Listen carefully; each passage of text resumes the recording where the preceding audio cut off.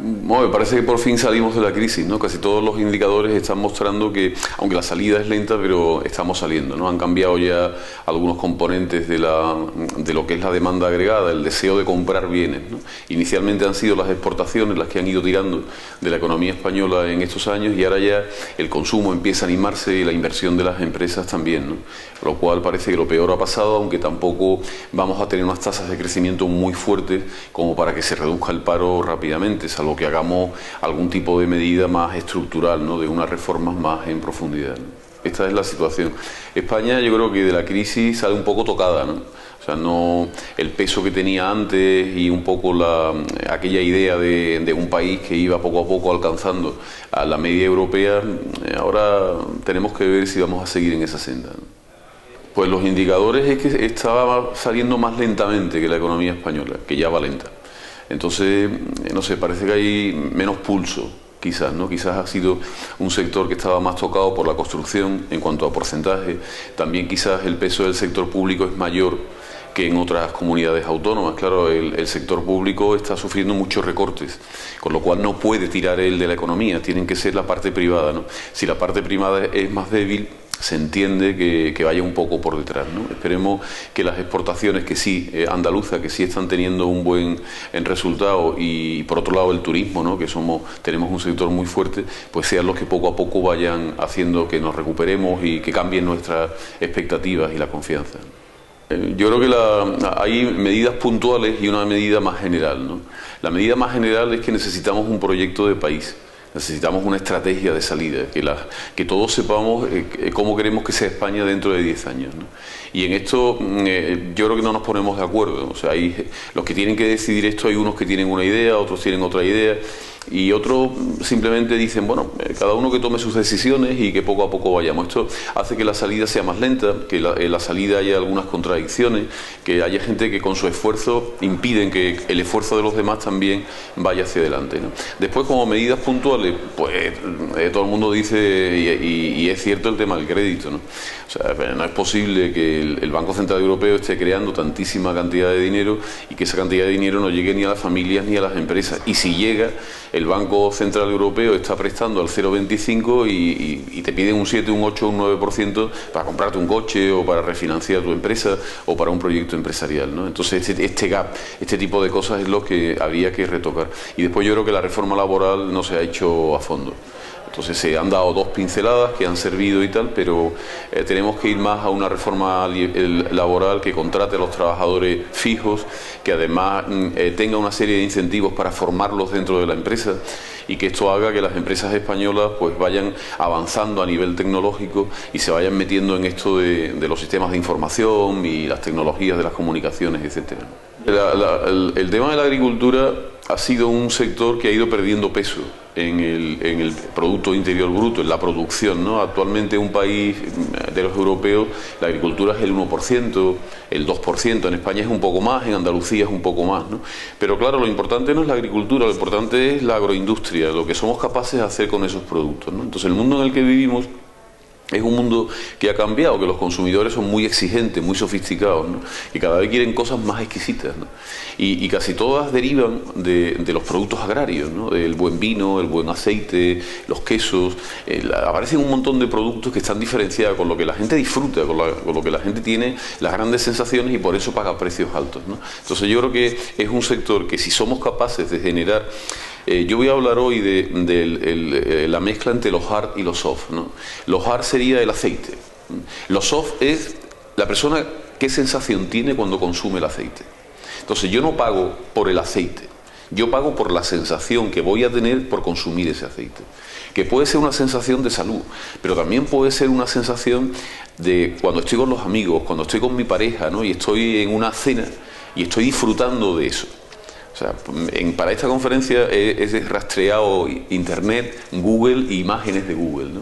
No he encontrado una sola imagen de una pareja con cierto glamour, atractiva, ni sin glamour y sin atractivo, cenando con una botella de aceite, tomando el aceite. Ni una sola imagen, no lo puedo entender.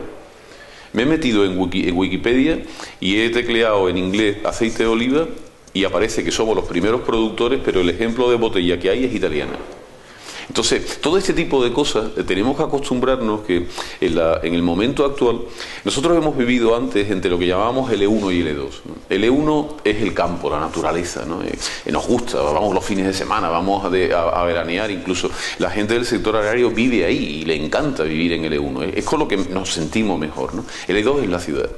Hemos alcanzado un equilibrio entre la ciudad y el campo, ¿no? Pero ahora ha aparecido el E3, que es el mundo digital. En el mundo digital cada vez pasamos más tiempo, cada vez tomamos más decisiones.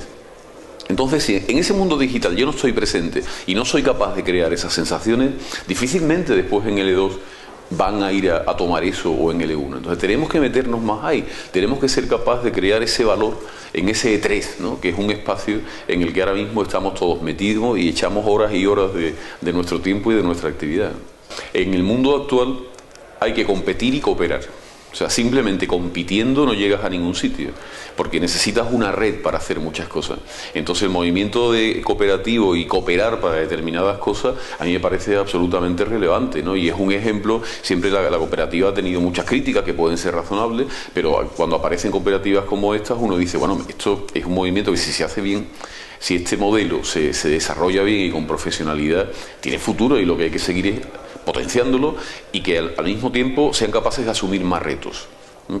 Tampoco te puedes quedar parado, ¿no? Esto es importante. Hay dos cuestiones, ¿no? Todo gira alrededor de eso que llamamos la productividad. La productividad es el valor que yo genero en horas de trabajo. Entonces yo tengo que ser más eficiente, pero esto creo que lo estamos consiguiendo. O sea, en eficiencia vamos bien, ¿no? Y España en la parte esa hard, ¿no? La parte dura lo hace bien. Pero la parte de arriba de la productividad es el valor. O sea, yo no tengo que intentar producir el mismo valor en menos horas, sino lo que tengo que intentar es producir muchísimo más valor. Y el valor está ligado a las sensaciones, a lo que el consumidor experimenta cuando está consumiendo un determinado bien, cuando lo está comprando, está disfrutando de él, ¿no? Ahí es donde todavía no hemos pegado un buen paso.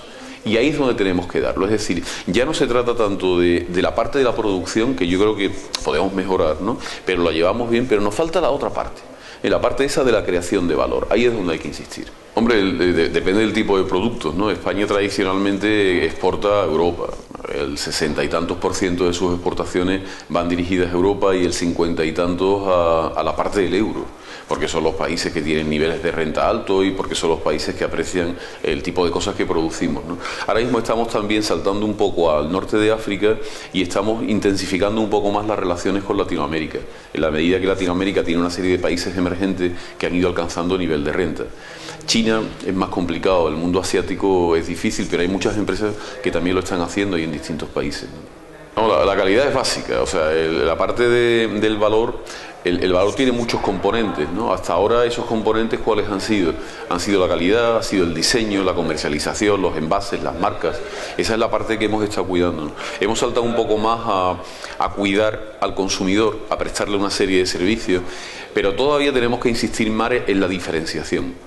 Y estamos empezando, ¿eh? O sea, la gente tiene que decir, a mí me gusta más el aceite de la picual o me gusta más de la arbequina.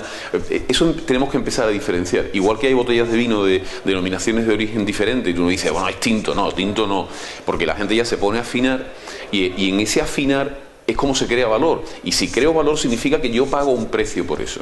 Entonces tenemos que ir a esa línea. No es tanto la calidad en sí del producto, que yo creo que la tiene, se puede mejorar, todo se puede mejorar.